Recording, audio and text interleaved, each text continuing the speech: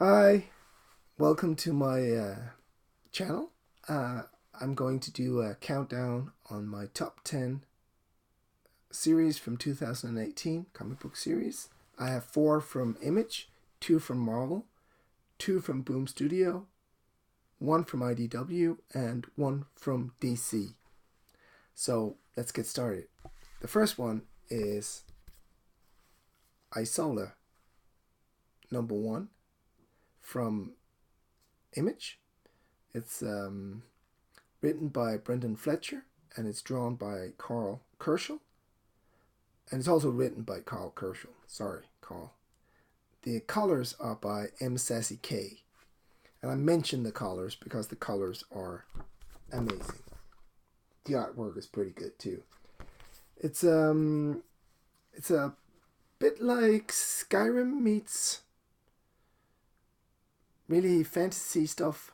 It's a good title. I like it. I think the story is the weakest part of this, and I hope the story is going to get better. But the artwork is so amazing. Look at that cover, right? Ooh. That was number 10. Number 9 on the list is Black Batch from Boom Studios, also a Virgin cover. Black Batch is by Matt Kindt and Tyler Jenkins. It's sort of a Goonies meets Mission Impossible type of story. You have some kids, some scouts who go out on secret ops for the government in different countries. It's really fun. It's good character work. It's dark, but not too dark. And there's a good story there. The artwork is different from what you're used to.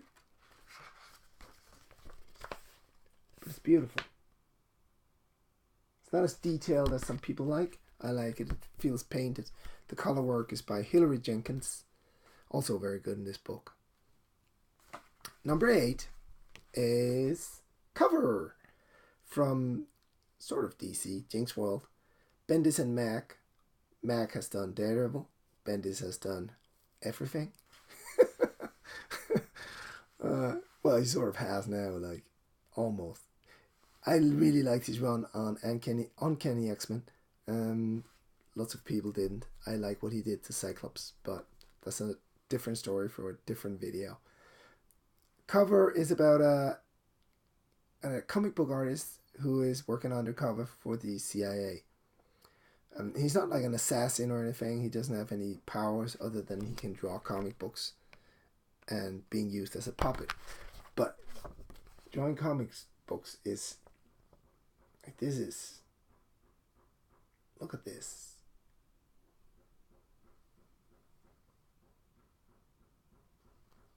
It's amazing artwork. It reminds me of Lone Wolf and Cop, right? Especially this one. If you don't know Lone Wolf and Cop, I'm going to do a story on Lone Wolf and Cop because you got to know about Lone Wolf and Cop. That was number 8. Number 7 is not a Virgin cover. It's but it's a B cover by Troy Little, who's also the artist inside the book. The story is written by Jim Sapp from Champions Marvel and Patrick Rothfuss, who's a fantasy book writer. If you like the TV show, if you like Dungeons and Dragons was my life for like 2 or 3 years. Well, I evolved. You start off with Dungeons and Dragons and you get into other role-playing games. I ended up in a game called Rolemaster, which is a really difficult. They have a lot of rules, but we just chose to use the rules that we wanted to use. And I was always the game master, almost always. I really love this. This is really funny. It's smart. It's Rick and Morty. Like the TV show, it's just a comic book. And the story, the Dungeons and Dragons layer is really well done into it. If you're a fan of either Dungeons and Dragons or Rick and Morty, pick it up. You won't regret it. Now, that was from IDW, by the way. Sorry, IDW. The next one, Astonishing X-Men, is from Marvel. And It's not the whole series of Astonishing X-Men. It's only from issue 13, where Matthew Rosenberg starts to write it. Greg Land is the artist. And I'm a really big fan of all the X books. The Uncanny X-Men was what brought me into the Marvel Universe back in the 80s. And it kept me there for a long time. I liked X Factor. I liked New Mutants. I even sort of liked X-Force back then. The X books have lacked in quality for a long time, too long. As I said before, Bendis was the last good run, I think, on the Uncanny X-Men. Or the whole X-Men show. Rosenberg did a Phoenix Return miniseries. Well, I don't have them all because they're hard to find for me here in Denmark. But I read the first 3 and I really liked them as well. This is a cool book, a fun book. He has a good grasp of the characters. He's doing something different. He's entertaining you while he's telling you a story. It's ended now. It's finite because it's closed, because nobody bought it, or Marvel wanted to do something horrible with the characters. They thought, no, wait a second, this is way too good, man. It's way too good. We gotta dumb it down, all right? Just, we'll give it to someone else. And they did. And I'm not gonna mention any names, but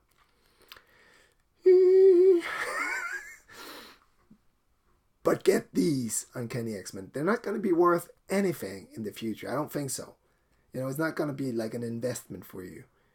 You don't need to get a CGC 9.8. Just get them and read them because they're funny and they're good and they're entertaining. Comic books. This is what a comic book is supposed to be. Uncanny X-Men. Sorry, Astonishing X-Men.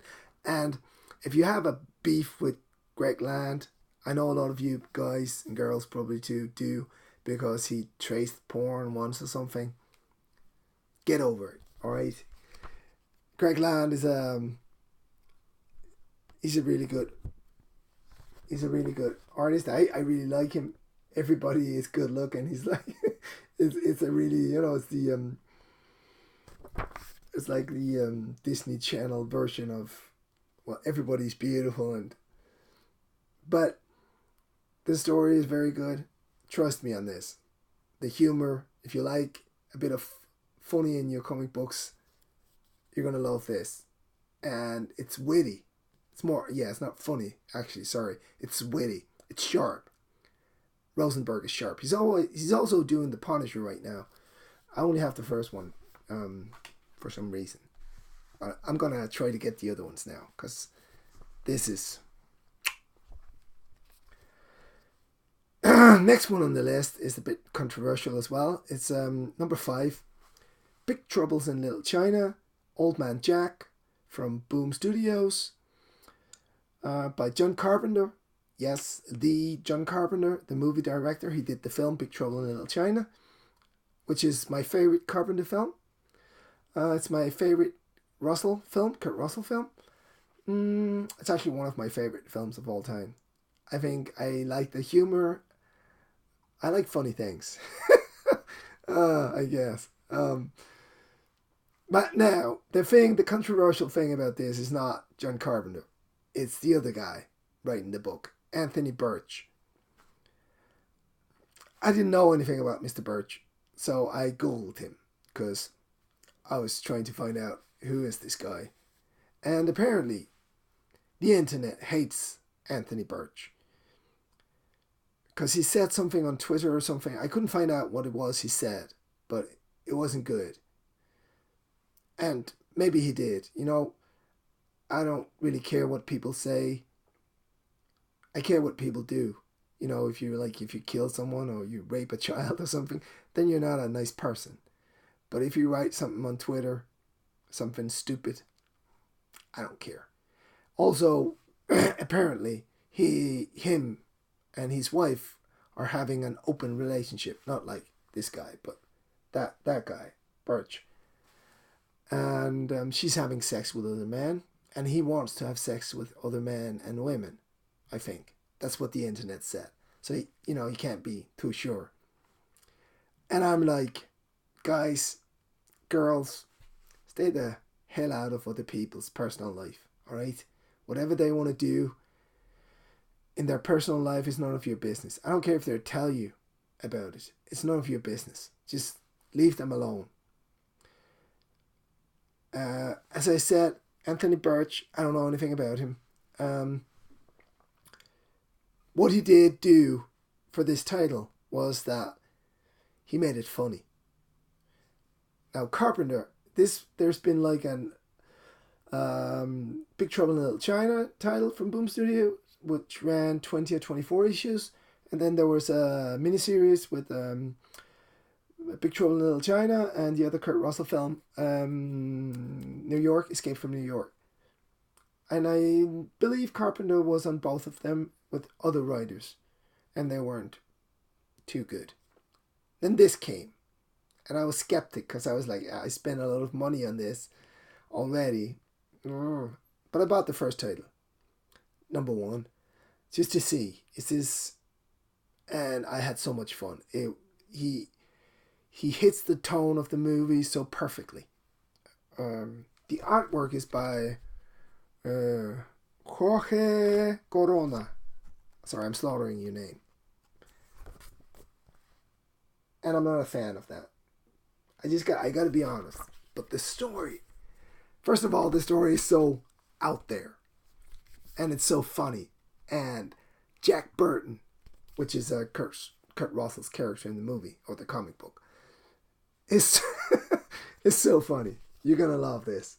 If you like the movie, try it.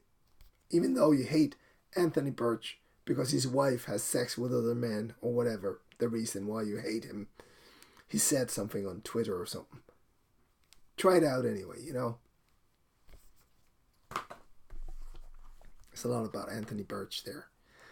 Number 4 on the list is Marvel's second title, and Marvel's best title, The Immortal Hulk, by Al Ewing, who's an English writer who was on 2000 AD, not and, 2000 AD, and Joe Bennett, who's done a different Marvel work. I never liked the Hulk. The Hulk to me is stupid. And I've always thought that Bruce Banner was a whiny little bitch. I bought this because I read the Avengers No Surrender story, and Immortal Hulk was in that. And I kind of liked him, he was more dangerous. So I thought, what the hell? And for the cover price of $3.99, you get a free Alex Ross cover. Yeah. So it wasn't a no-brainer. I got it, I read it, and I fell in love with it. Al Ewing is doing a horror story for the first time in the history since Hulk number 1. This book is a horror book. This is good. And Bruce Banner is no longer a whiny little bitch. He's a really cool guy now. And the Hulk, look at that Bennett's drawing. The Hulk is dangerous. He's scary. He's hurting people. I think it started off as a character piece, and it's leaned more and more towards action, and I hope Al Ewing is going to get back to the character piece. I want to buy whatever this guy's writing. I want to check it out anyway, because I think he's really talented. The Immortal Hulk, you should read it if you like horror, and I do. Yes, and good character work. The character work is it's so good. Check it, and the Alex Ross cover, right? All the covers are Alex Ross covers. Now we're down to the top 3. the 3 last issues on the list, and they're all from Image. And number 3 is Southern Bastards from Jason Aaron, Scalp, and Jason Latour. This book is dark, it's gritty, it's horror-ish. No, not really. But it's dark and gritty. It comes out a few times a year, but I don't care about that. When it comes out, I pick it up, I read it, and I enjoy it. If you're not already reading this, you should give it a try. If you like Jason Aaron's work, he's doing a lot of Marvel stuff, you're going to like this as well. Trust me on this. The next one, number 2 on the list, is Deadly Class by Rick Remender and Wes Craig. Rick Remender is my favorite writer in this decade. He's done some amazing stuff, even on Marvel, and I think he was bored at the end. But even when he was bored, he wrote really, really good. He did the Sam Wilson Captain America, and I really liked that. And when he left, it just became shite. Deadly Class it's been these 2 guys on the book, Craig and Remender, since issue 1, and it's beautiful. It's gory, it's harsh, it's brutal, it's angry. There's an angry teenage boy in there. It's a little bit like me when I was a teenage boy. He's fighting a lot, getting into trouble, doing drugs, all those things. It's different, and I like it as well because it's different. Check it out, Deadly Class, Rick Remender, Wes Craig from Image Comics. Just get the trade, if you just want to check it out, see what it's like, get the trade, and I think you're going to be really surprised in a positive way. Now, the last book is a bit complicated. It's East of West by Dragata is the artist, and Hickman is the writer, Jonathan Hickman. Hickman has done some Marvel work as well, Fantastic Four. I didn't like it, but he's clever. He's very clever, and it shows in this. It shows all the way through. It's about politics. It's about love, sex, death, religion, mythology. Yes, all of the above mixed into a beautiful story that started a long time ago now, and I think it's going to end at some stage. I don't think it's just going to keep on going. It feels like we're getting close to the end of this book, like Jason Aaron did with Scalp, and I like that. That it's not just going to go on forever. I have all the issues of this book, and I'm going to reread it like in one long go when it's done. But right now, it's like I'm looking forward to every month. It's a little bit unstable, like Deadly Class and Southern Bastards is a little bit unstable. Sometimes it comes out every month. Sometimes there's a few months between it. Doesn't matter. I don't care. It doesn't ruin anything for me. These guys are busy. I'm just happy that they're keeping it up. Also, Jason Aaron, Rick Remender, and Jonathan Hickman are 3 of the best writers working in the comic book industry today. And of course, they're on my top 3 list. They are the 3 best writers working in the comic book industry today. East of West. East of West. If you haven't read it, you should definitely try to get the trade. If you like politics, if you like stories where you have to think a little bit, to keep up, Hickman doesn't give you anything. He doesn't pause for a second so you can catch up. He just goes. and you have to keep up. You have to follow through on the reading. I'm hungry. Sorry. Get it.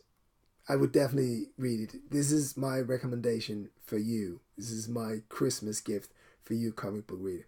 Now, if you only like the action stuff, if you really loved everything from the 90s, then I don't think this is for you. But if you like to read books as well, if you like to follow politics, if you like to know what's going on in the world, if you think religion is and mythology is interesting, you don't have to be religious, then this book is for you. That's it for me. Thank you very much for watching, and I'll see you again soon. Cheers.